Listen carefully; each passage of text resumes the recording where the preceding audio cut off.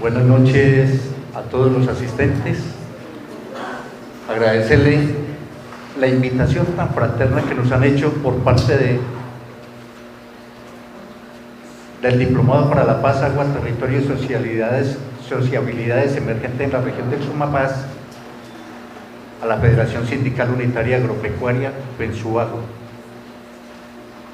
Reciban un fraterno, caluroso y revolucionario saludo de parte de Pensuagro. Antes de hablar de Pensuagro, sería muy importante tocar la parte política del problema de la tierra en Colombia. Porque normalmente pues dice la gente, bueno, hubo un paro nacional agrario, ¿qué pasó? ¿Sí? Pero ¿por qué ese paro? ¿De dónde viene? Tendríamos que remontarnos casi desde la invasión española a nuestros territorios. Pero para no hacer tan extensa esta historia, vamos a comenzar de la época del 48 hacia acá, con la muerte de Jorge Eliezer Gaitán. Normalmente nos han dicho que la violencia en Colombia comienza con la muerte de Gaitán y que fue un problema entre liberales y conservadores. Eso es una gran mentira. En 1949 vino aquí una misión ordenada por el Banco Mundial, dirigida por el señor Lauchin Corriat, canadiense, para hacer un estudio sobre la situación de la tierra, el territorio y el ordenamiento territorial. Y entonces encontraron que muchos hombres y mujeres vivían del campo. Y la propuesta del Banco Mundial era que había que desplazar 2 millones de campesinos cada 10 años. Y en el año 2000 no debían de haber campesinos en Colombia.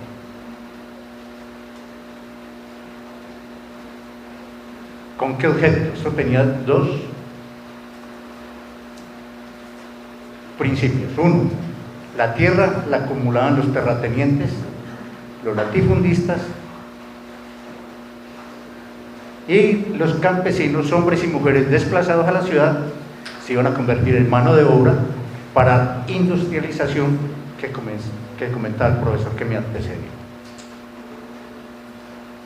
O sea, el desplazamiento y la violencia en ese entonces no fue gratuito. Y si ustedes miran el mapa de la violencia en Colombia, de la época del 50, encuentran que no en todo Colombia hubo guerra, sino fundamentalmente donde había el desarrollo agrícola y que estaba cimentado sobre el café. El desarrollo económico nuestro, el desarrollo de nuestro país estaba cimentado sobre los hombres y mujeres que cultivaban la tierra por medio del café. Y esas fincas no eran de grandes terratenientes, eran de pequeños minifundistas, 3, 4, 5 hectáreas de café, donde la producían con sus hijos, la mujer y toda la familia. Comienza el desplazamiento masivo, pero hubo algo que se atravesó ante esa orden del Banco Mundial, que fue la Revolución Cubana del 59. Frente a esa situación de la Revolución Cubana del 59, entonces Estados Unidos propone los famosos planes que siempre nos mete a Latinoamérica. Entonces propuso la Alianza para el Progreso, y donde se planteaba que había que dar una serie de incentivos a los pueblos, a las comunidades, para que no hubiera más revoluciones, y dentro de ellos pues había que entregar la tierra, había que hacer reforma agraria, había que darle estudio a los jóvenes desplazados, había que darle vivienda, y entonces comienzan a crear toda una serie de institutos para legalizar esta situación. Entonces se crea el INCORA, se crea el INA, Instituto Nacional de Abastecimiento, para comprarle la producción, la cosecha de los campesinos. Se crea el Instituto de Crédito Territorial ICETES para entregarle vivienda a los campesinos desplazados en las ciudades y así sucesivamente. Y a través de esa situación se crea el INCORA con Carlos Lleras Restrepo y se plantea que la tierra debe tener un fin social. Y le plantea de una vez a los terratenientes que eso no tiene un fin social, pues va a ser, se la va a entregar a los campesinos, y se crea la Asociación Nacional de Usuarios Campesinos, ANUC. Ante esta situación, la ANUC comienza a hacer toda una serie de recuperaciones en Colombia. De hecho, desde antes venían las recuperaciones, pero aquí se comienza a profundizar mucho más. ¿Cuál fue la respuesta del gobierno posterior del señor Pastrana Borrero?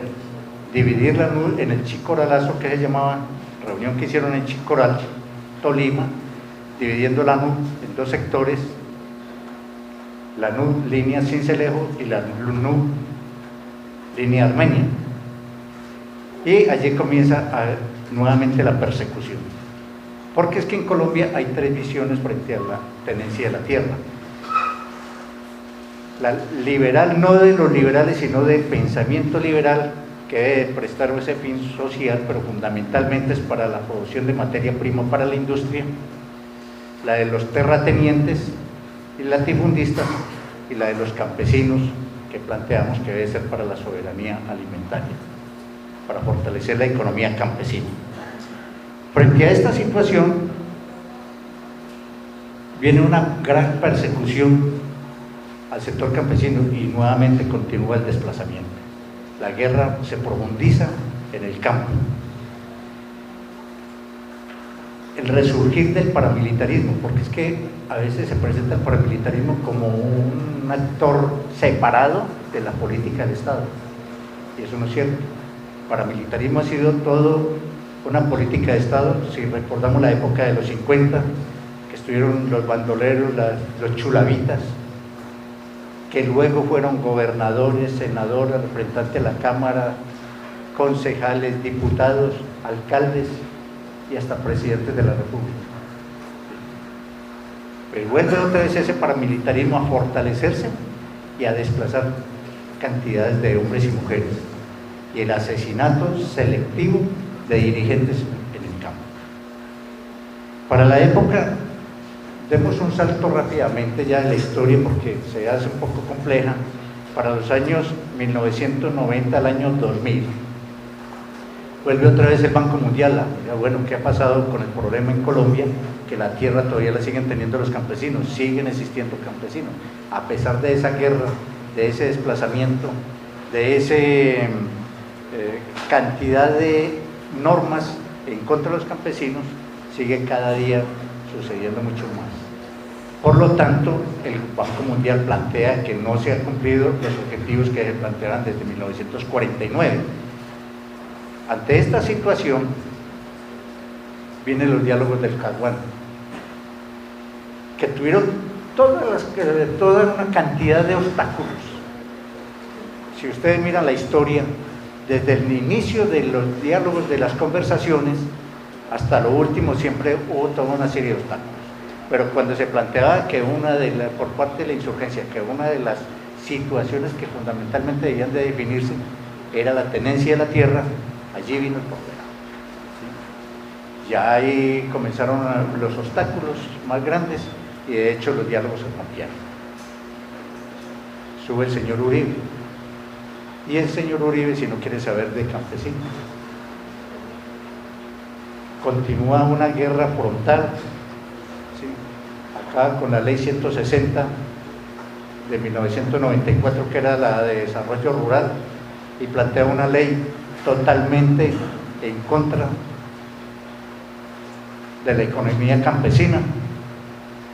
Quiere entregar todas las tierras a las transnacionales para la explotación mineroenergética, y frente a esta situación comienza toda una persecución, nuevamente una guerra mucho más profunda contra el campesino.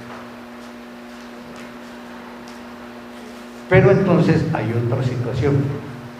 FENSUAGRO es una organización que nace en 1976 con el nombre de FENSA. Federación Nacional Sindical Agraria. Y en 1986 cambia a FENSUAGRO con el fin de articular los sectores agroindustriales. Por tal motivo, y desde un inicio pertenece a la Central Sindical de Trabajadores de Colombia, CSTC, y a la Federación Sindical Mundial. Ya en 1986, con la creación de la CUT, pues pasa por parte de la CUT. Pero desde un principio, FENSUAGRO se ha planteado una reforma agraria democrática integral, la soberanía alimentaria, la lucha porque la tierra llegue a quien la trabaja. Y eso ha sido aquí el eterno problema. Sigue la persecución contra FENSUAGRO, todos los días asesinan dirigentes en el país, todos los días los encarcelan y tratan de desarticular el movimiento social en todo el país. Entonces, ¿cuál es la actividad que comienza FENSUAGRO? Nuevamente, frente a esa persecución que se implementa fundamentalmente en el gobierno de Uribe, comienza a hacer toda una serie de reconstrucción del tejido social. Como hormiguitas por las veredas, por los corregimientos, por los municipios, reconstruyendo el tejido social que venía desarticulando toda esa guerra. Y en el 2003 recién posesionado, en el 2002 recién posesionado el señor Uribe, al otro día, a los 8 días de posesionado, hicimos el primer paro. Las centrales obreras que debían de estar al frente de las justas luchas del pueblo, en ningún momento se pusieron a este frente, nos dejaron solos. En el 2007 seguimos esa lucha, toda esa pelea, y cuando fuimos a hacer el paro de agosto, nos llamaron las centrales obreras que hiciéramos en conjunto el paro, pero volvieron y nos dejaron solos. Entonces, a raíz de esta situación, nosotros comenzamos a articular con el sector social y el sector popular, el sector estudiantil, la coordinación de organizaciones nacionales agrarias y populares, con el fin de comenzar a enfrentar esa arremetida que había, no solamente ya contra el campo, sino en las ciudades y en general contra el pueblo colombiano. Toda una legislación que cada día nos golpeaba. Ya para la época del 2010, con otras organizaciones comenzamos a plantear unos objetivos mucho más grandes.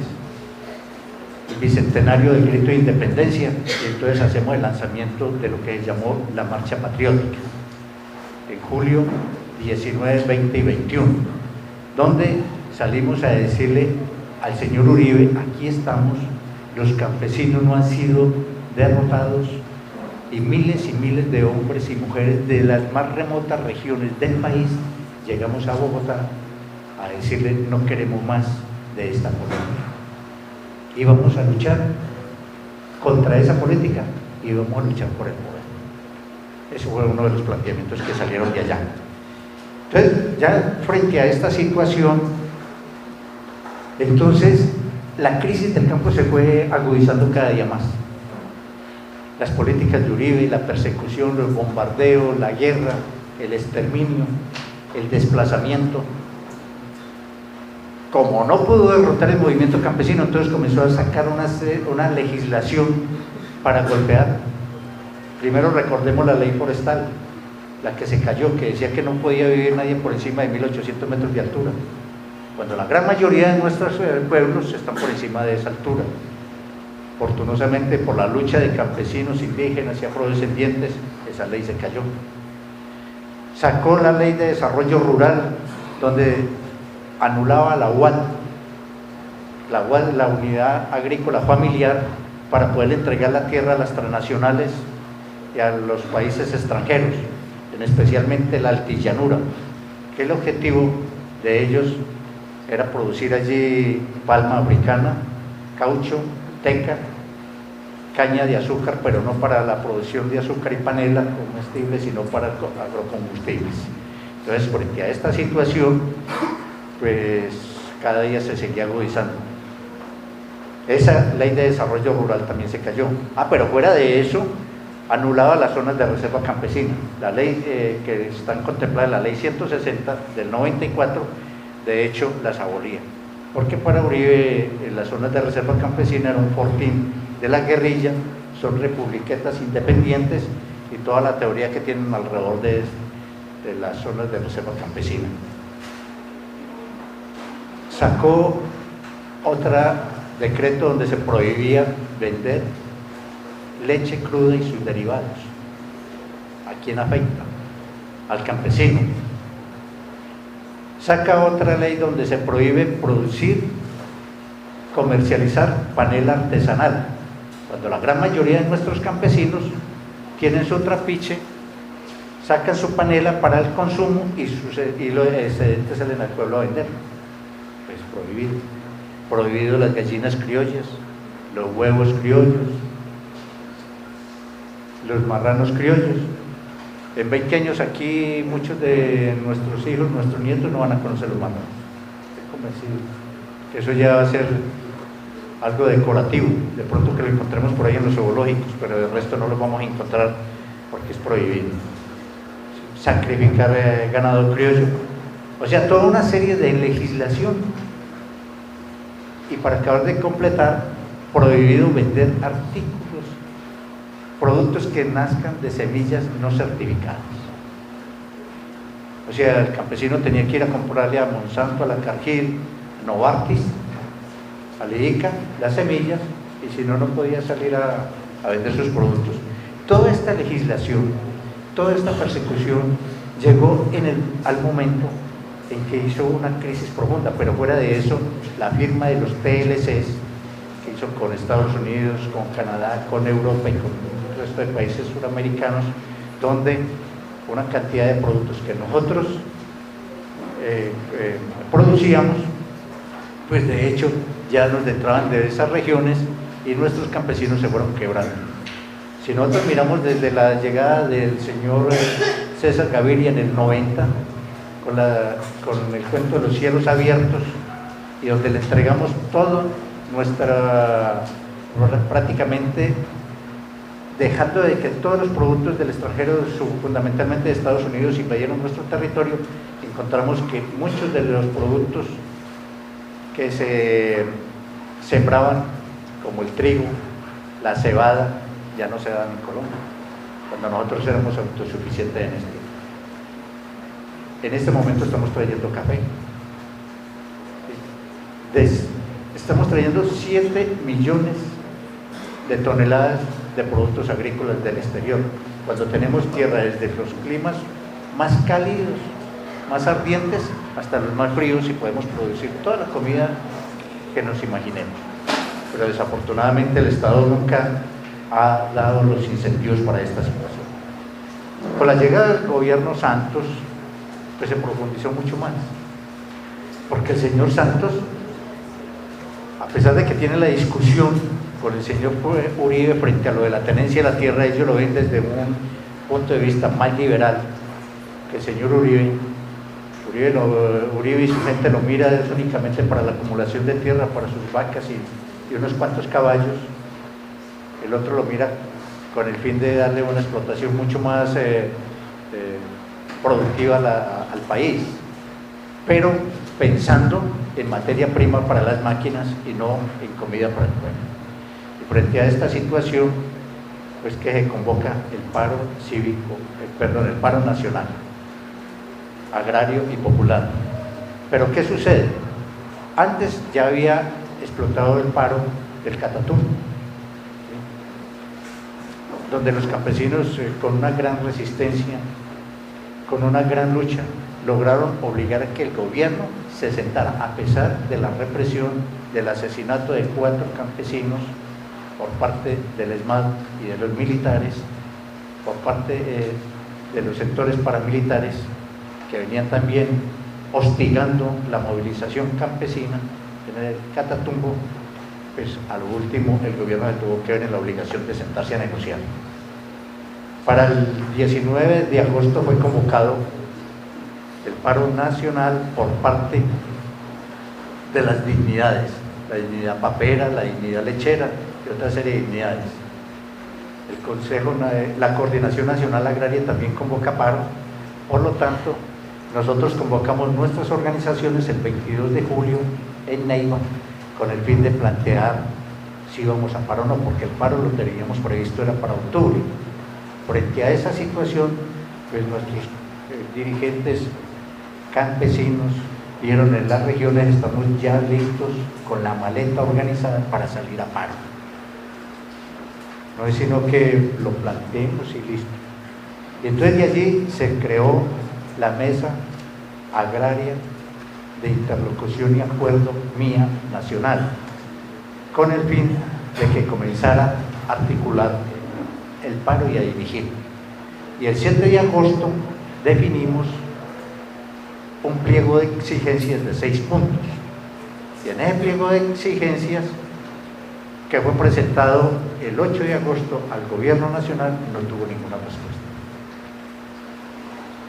De hecho, entonces el 19, como que dijimos paro. El señor Santos al otro día salió a decir que cuál paro, que el paro no existía, en una forma despreciativa hacia el campesino, una forma prácticamente desconociendo lo que estaba sucediendo en ese momento. Y la respuesta en muchas partes del país fue la represión. Frente a esta situación, cada día seguían saliendo miles de hombres y mujeres a bloquear vías. El 25 de agosto, el gobierno detiene a uno de nuestros principales dirigentes, al compañero Uber Ballesteros, principal vocero de la MIA a nivel nacional e integrante de Marcha Patriótica y vicepresidente de Pensuelo, con el fin de desarticular el paro, con el fin de que nuevamente los hombres y mujeres que estaban al frente del paro salieran a decir: no, esto está muy duro, aquí nos van a encarcelar. Y resulta que la respuesta de los campesinos fue el lunes siguiente a bloquear más vías en el país. Eso fue lo que pasó. Sin embargo, la orden del señor Santos fue que ningún gobernador, ningún alcalde debía negociar con la MIA. Por lo tanto, nosotros seguimos fortaleciendo el movimiento cada día más, bloqueando más vías, bloqueando ciudades, pueblos. ¿Sí? La respuesta del gobierno siempre fue la represión, por intermedio del ESMAD y ametrallamiento en algunas regiones donde prácticamente no llegaban los medios de comunicación, pero se podían ocultar, como en el caso del Tolima, el caso del Cauca, ¿sí? Y la detención de muchos dirigentes agrarios. Muchos fueron asesinados, otros fueron detenidos, muchos heridos. Sin embargo, a los días el gobierno envió al señor Angelino Garzón, vicepresidente de la República, a Popayán con los gobernadores con el fin de que entráramos a negociación. Entonces, el pedido del gobierno era que se desbloquearan las vías y que se nombrara una comisión de alto nivel para comenzar la negociación con base a los 6 puntos que se han propuesto de exigencias por parte de la MIA. Inmediatamente se planteó esa situación con todos los voceros de la MIA a nivel departamental y nacional, y se llegó al acuerdo de que levantábamos los bloqueos y que inmediatamente el gobierno nombrara la comisión para sentarnos a dialogar. De hecho, esto no sucedió inmediatamente, el gobierno comenzó a dilatar y a los días, frente a la presión de que se iban a volver a tomar las vías, entonces el gobierno ya vino a nombrar esa comisión para que entráramos a dialogar. Pero diálogo que no se ha traducido en nada, compañeros. Llevamos 2 meses de conversaciones, 6 mesas que se han hecho en diferentes partes del país y hasta ahora no ha salido nada. Además, nos quieren enredar la piola, como se dice, con el cuento de los técnicos, ¿sí? Porque el gobierno quiere implementar los técnicos con el sector político y entonces se enreda la situación. Nosotros que venimos planteando ahora último, que tomemos definiciones políticas y los técnicos les pueden resolver. Ejemplo, ¿vamos a hacer zonas de reserva campesina? ¿Sí o no? Ah, bueno, ¿qué? ¿Acordamos hacer las zonas de reserva campesina? ¿Está contemplado en la ley? Bueno, entonces dejemos que los técnicos, ya está aquí aprobado, entonces los técnicos se reúnen para definir cómo va a hacer eso. ¿Va a haber sustitución gradual de cultivos de uso ilícito? ¿Sí o no? Ah, bueno, sí va a haber sustitución. Bueno, entonces acordemos ahora sí con los técnicos cómo va a ser esa sustitución. Pero nos estamos dejando enredar por la falta de experiencia y entonces el gobierno sí es muy hábil en eso. Entonces nos ha dilatado. Ya mañana, en la última mesa que se realizó en el Caquetá se llevó la propuesta concreta y mañana que hay otra de las reuniones que se va a realizar en Villavicencio, ya se llevan unas propuestas concretas. Si no, lo más factible es que se vuelva a salir a movilización. Ahora, compañeros, muchos preguntaban cómo se prepara, cómo se hace, cómo se llega a una situación de estas como las del paro. Tiene que ser reconstruyendo nuevamente el tejido social, que era lo que había logrado los gobiernos anteriores, por medio del terror, por medio del miedo, obligando a que la gente no saliera. Pero nosotros, ¿qué hicimos? Nuevamente insisto, volver a reconstruir ese tejido social, volver a organizar las comunidades. Y esa es una tarea que queda. ¿Qué queda del paro? Que no ha terminado. Recordemos que hicimos un repliegue táctico. En este momento estamos en negociación con el gobierno. No tenemos bloqueo de vías. Pero en el momento dado en que se llame al paro hay que seguir. Si el gobierno no quiere articular, no quiere negociar, no quiere entregarle nada a los campesinos, pues de hecho vamos a tener que volver otra vez a la calle. Vamos a tener que volver otra vez al bloqueo. Porque aquí el Estado no escucha, sino por medio de la fuerza. ¿Qué queda del paro? Como primera medida, el reconocimiento político a los campesinos como un actor fundamental. ¿Qué más queda del paro? Para nosotros es muy importante que en ese mes de lucha la gran mayoría del pueblo colombiano se dio cuenta que es el Estado como elemento represor del pueblo. Cómo el Estado se utiliza para reprimir como un elemento de clase. Nosotros hubiéramos podido pasar por todo el país en 500.000 seminarios explicando qué es el Estado y no se hubiera entendido también cómo se entendió, cómo utiliza la ideología, cómo utiliza la política y cómo utiliza la economía para reprimir el pueblo. Tareas, quedan muchas tareas muy importantes. La lucha por la libertad de los prisioneros políticos que tenemos. Ya son cerca de 9.500 prisioneros. Solo Pensuagro tiene cerca de 100 prisioneros políticos, comenzando por el compañero Uber Ballesteros, vicepresidente de Pensuagro, el compañero Guillermo Cano, que es de la zona acá de Dolores, Tolima, que es también del miembro del Ejecutivo de Pensuagro, y toda una serie de dirigentes, hombres y mujeres en el país. Esta semana nos vuelven a detener otro compañero en el Putumayo, que es miembro de la MIA, que es miembro de la Marcha Patriótica, y sigue la persecución. Pero ahí queda esa lucha.